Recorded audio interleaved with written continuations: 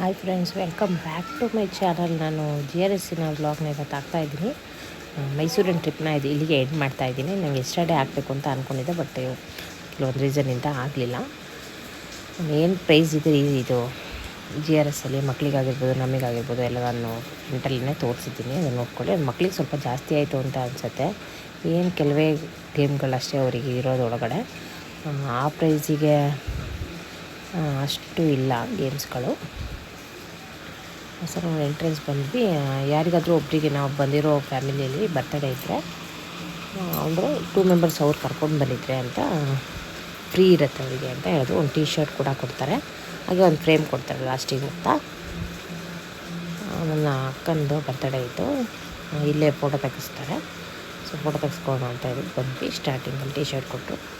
And ಇಲ್ಲೊಂದು ಸುಮ್ಮನೆ ಈ ಥರ ಫಾಲ್ಸ್ ಥರ ತುಂಬ ಚೆನ್ನಾಗಿ ಮಾಡಿದ್ದಾರೆ, ಚೆನ್ನಾಗಿದೆ. ನಮಗೆಲ್ಲ ಗೇಮ್ಸ್ಗಳೆಲ್ಲ ಬೇಕಾದಷ್ಟಿದೆ. ವಾಟರ್ ಗೇಮ್ಸ್ ಅಂತೂ ಸಿಕ್ಕಾಬಟ್ಟೆ ಇತ್ತು ಅಂತಲೇ ಹೇಳ್ಬೋದು. ನಂಗೆ ವಿಡಿಯೋ ಮಾಡೋಕ್ಕಾಗಲಿಲ್ಲ, ಯಾಕಂದರೆ ವಾಟರಲ್ಲಿ ಮೊಬೈಲ್ ನೆನ್ಬಿಟ್ರೆ ಅಂತ ಹೇಳ್ಬಿಟ್ಟು ಮಾಡಲಿಲ್ಲ. ಆ್ಯಂಡ್ ನೋಡ್ತಾ ಇರ್ಬೋದು, ನನ್ನ ಮಗ ಮತ್ತು ನನ್ನ ಮಗಳಿಗೂ GRSಯಿಂದ ಡ್ರೆಸ್ ಹಾಕಿದ್ದೀನಿ. ನನ್ನ ಮಮ್ಮಿ ಮತ್ತು ನಾನು ಎಲ್ಲ ಅಲ್ಲೇ ತೊಗೊಂಡ್ವಿ, ಪರ್ಚೇಸ್ ಮಾಡಿದ್ವಿ. 250 ರುಪೀಸ್ ಅಂದರೆ ಒಂದು ಜೊತೆಗೆ ಎಲ್ಲರೂ ತೊಗೊಂಡ್ವಿ. ಮಕ್ಳಿಗೆ ಕಡಿಮೆ ಇದೆ, ನಮಗಷ್ಟು ದೊಡ್ಡವರಿಗೆ ಸ್ವಲ್ಪ ಜಾಸ್ತಿ ಇದೆ. ನೋಡ್ತಾ ಇರ್ಬೋದು, ಫಸ್ಟ್ ಗೇಮು ಮಗ ಮತ್ತು ಮಗಳಿಗೆ. ಚಿಕ್ಕ ಮಕ್ಕಳಿಗಾದರೆ ನಾವೇ ಇಟ್ಕೊಳ್ಬೇಕು ಕೈಯಲ್ಲಿ, ಯಾಕಂದರೆ ಬಿದ್ದೋಗ್ಬಿಡ್ತಾರೆ ಅಂತ ಹೇಳ್ಬಿಟ್ಟು. ದೊಡ್ಡ ಮಕ್ಕಳಿಗೆ ಜಸ್ಟ್ ಹಾಗೆ ಇಟ್ಕೊಂಡ್ರು ನಡೆಯುತ್ತೆ. ತುಂಬ ಫೋರ್ಸಾಗಿತ್ತು ಕುದುರೆ, ಚೆನ್ನಾಗಿತ್ತು ಒಂಥರ ಗೇಮು. ನನ್ನ ಮಕ್ಕಳಂತೂ ಸಿಕ್ಕಾಪಟ್ಟೆ ಖುಷಿಪಟ್ಟರು ಅಂತಲೇ ಹೇಳ್ಬೋದು. ತುಂಬ ಎಂಜಾಯ್ ಮಾಡಿದರು. ನೋಡ್ತಾ ಇರ್ಬೋದು, ತುಂಬ ಸ್ಪೀಡಾಗಿರೋದ್ರಿಂದ ಅಷ್ಟು ಕಾಣಿಸ್ತಾ ಇರಲಿಲ್ಲ. ನಮ್ಮಮ್ಮ ಮತ್ತು ನನ್ನ ಅಕ್ಕನ ಅತ್ತೆ ಅವರು ಸುಮ್ಮನೆ ಹಾಗೆ ಸೆಂಟ್ರಲ್ಲಿ ಒಂದು ಸೀಟ್ಗಳಿದೆ, ಅಲ್ಲಿ ನೋಡ್ತಾ ಇರ್ಬೋದು, ನೀವು ಅಬ್ಸರ್ವ್ ಮಾಡ್ಬೋದು. ಇಬ್ಬರು ಕುತ್ಕೊಂಡಿದ್ರು, ನಾವುಗಳು ಇಟ್ಕೊಂಡಿದ್ವಿ, ನಾನು ಮತ್ತು ನಮ್ಮ ಅಕ್ಕ ಮತ್ತು ನನ್ನ ಅಕ್ಕನ ಮಗ. ಒಬ್ಳು ತುಂಬ ಎಂಜಾಯ್ ಮಾಡ್ತಾ ಆಟ ಆಡಿದ್ಲು ಈ ಗೇಮ್ನ. ಮುಗಿಯಿತು ಇಲ್ಲಿಗೆ ಇದು. ಅದು ನೆಕ್ಸ್ಟ್ ನಾವು ಫಸ್ಟಿಗೆ ಮಕ್ಕಳಿಗೆಲ್ಲ ಆಟ ಆಡಿಸ್ಬಿಡೋಣ, ಅವರು ಅದು ಇದು ಅಂತ ನನ್ನ ಮಗ ಕೂಡ ಕೇಳ್ತಾ ಇದ್ದ. ಸೊ ಅವ್ರಿಗೆ ಇದೊಂದು ಗೇಮ್ ಇದೆ, ಇದು ಕೂಡ ಚೆನ್ನಾಗಿದೆ.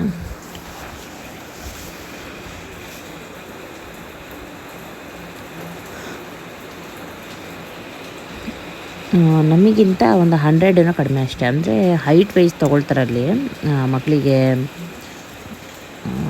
ಟಿಕೆಟು.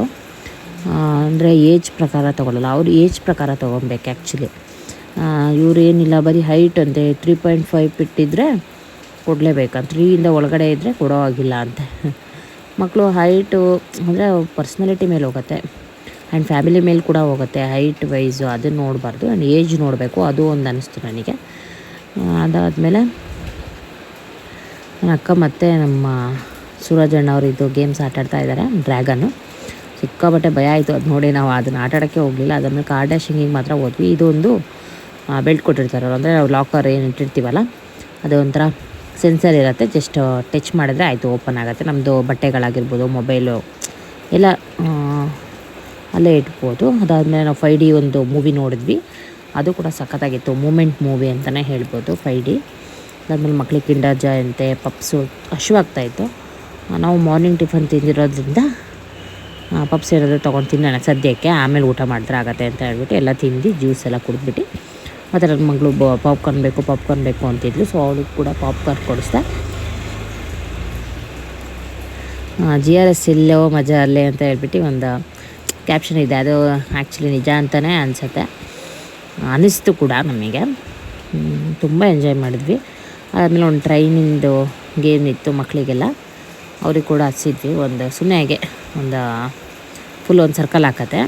GRS ಏನಿದೆ ಗೇಮ್ಸ್ಗಳೆಲ್ಲ ಇರುತ್ತಲ್ಲ ಅದೆಲ್ಲ ತೋರಿಸ್ಕೊಂಬರತ್ತೆ ಮಕ್ಕಳಿಗೆ.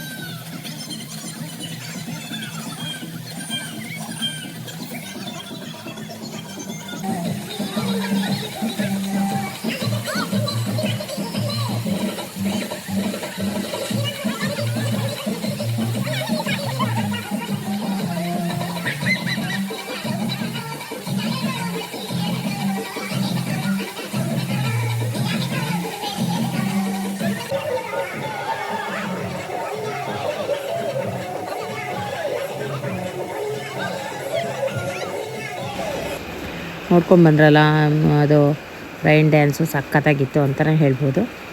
ಆ್ಯಂಡ್ ಅದಾದಮೇಲೆ ಇದೊಂದು ಏನೋ ಒಂದು ನಾವು ಬೇರೆ ಲೋಕಕ್ಕೆ ಬಂದಾಗೇ ಇತ್ತು. ಫಾಲ್ಸ್ ಮಾತ್ರ ಸಖತ್ತಾಗಿತ್ತು ಮಾತ್ರ. ತುಂಬ ಎಂಜಾಯ್ ಮಾಡಿದ್ವಿ.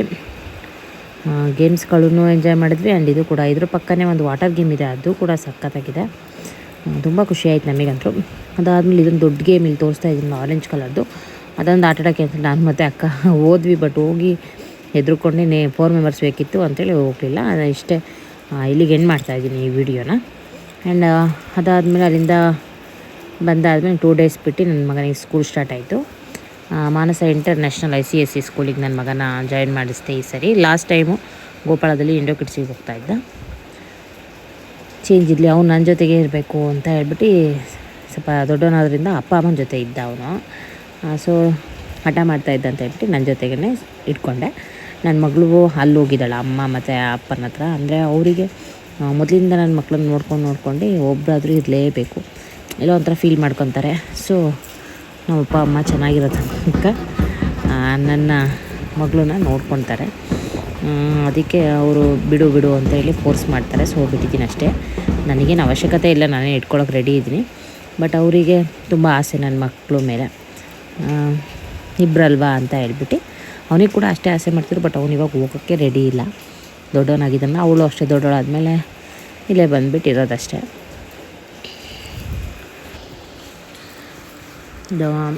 ಸ್ಕೂಲಲ್ಲಿ ವೆಲ್ಕಮ್ ಮಾಡಿದ್ರು ಎಲ್ಲ ದೊಡ್ಡ ಮಕ್ಕಳೆಲ್ಲ, ಸೀನಿಯರ್ಸ್ ಮಕ್ಕಳು. SSLC 8th 9th ಈ ವರ್ಷದಿಂದ 10th ಸ್ಟಾರ್ಟ್ ಆಗಿದೆ ಅಲ್ಲಿ. ಎಜುಕೇಷನ್ ಬಗ್ಗೆ ಏನೂ ನನಗೆ ಗೊತ್ತಿಲ್ಲ. ಈ ವರ್ಷ ತಿಳ್ಕೊಂಡು ನಾನು ನೆಕ್ಸ್ಟ್ ವರ್ಷ ಹೇಳ್ತೀನಿ. 1 ವರ್ಷ ಬೇಕಲ್ವಾ, ಯಾವುದೇ ಸ್ಕೂಲ್ ಬಗ್ಗೆ ನಾವು ಜಡ್ಜ್ ಮಾಡಬೇಕು ಅಂದರೆ 1 year 2 year ಬೇಕೇ ಬೇಕು. ತಿಳ್ಕೊಂಡು ಏನಾದರೂ ಪ್ರಾಬ್ಲಮ್ಸು ಅಥವಾ ಇಶ್ಯೂಸ್ ಇದ್ದರೆ ನಾನು ಯೂಟ್ಯೂಬಲ್ಲೇ ಹೇಳ್ತೀನಿ, ಅದರಲ್ಲೇನಿಲ್ಲ. ಯಾಕಂದರೆ ನಾವು ಹೌದು ಅನ್ನೋ ಹಾಗೆ ಫೀಸ್ ಕಟ್ತೀವಿ ಎಲ್ಲ, ಅದ್ರ ಬಗ್ಗೆ ಎಲ್ಲ ನಾವು ಕೇರ್ ಮಾಡಲೇಬೇಕಾಗತ್ತೆ. ಯಾಕಂದರೆ ಮಕ್ಕಳಿಗೆ ಚೆನ್ನಾಗಿ ಲೆಸನ್ ಆಗಿರ್ಬೋದು, ಪೊಯಮ್ ಆಗಿರ್ಬೋದು, ಹೋಮ್ವರ್ಕ್ ಆಗಿರ್ಬೋದು, ಅವ್ರ ಬಗ್ಗೆ ಕೇರ್ ಮಾಡೋದಾಗಿರ್ಬೋದು, ಯಾವುದೇ ಸ್ಕೂಲಿನ ಜವಾಬ್ದಾರಿ ಕೂಡ ಅದಾಗಿರುತ್ತೆ.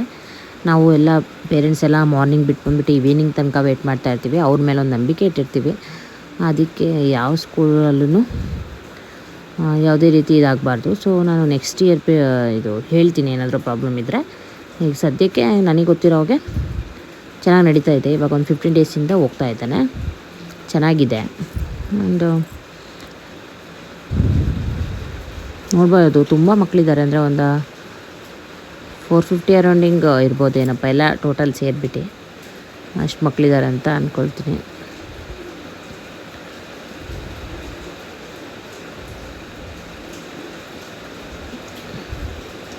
ಮಕ್ಕಳಿಗೆಲ್ಲ ಆದರೆ ಫಸ್ಟ್ನೇ ದಿನವೇ ಇವರು ಶಾರದಾ ಪೂಜೆ ಇಟ್ಟಿದ್ದರು ಸ್ಕೂಲಲ್ಲಿ. ಸೊ ಫ್ಲವರ್ ಎಲ್ಲ ತೊಗೊಂಡು ಬರೋಕ್ಕೆ ಹೇಳಿದರು ಮಕ್ಕಳಿಗೆ. ನಾನು ಮಾರ್ನಿಂಗೇ ಕೊಟ್ಟು ಕಳಿಸಿದ್ದೆ. ನೋಡ್ತಾ ಇರ್ಬೋದು, ಈವ್ನಿಂಗ್ ಇದು ಕರ್ಕೊಂಬರೋಕ್ಕೆ ಬಂದಾಗ ಫಸ್ಟೇ ಎಲ್ಲ ಅಂತ ಹೇಳ್ಬಿಟ್ಟು ಕರ್ಕೊಂಬಂದೆ.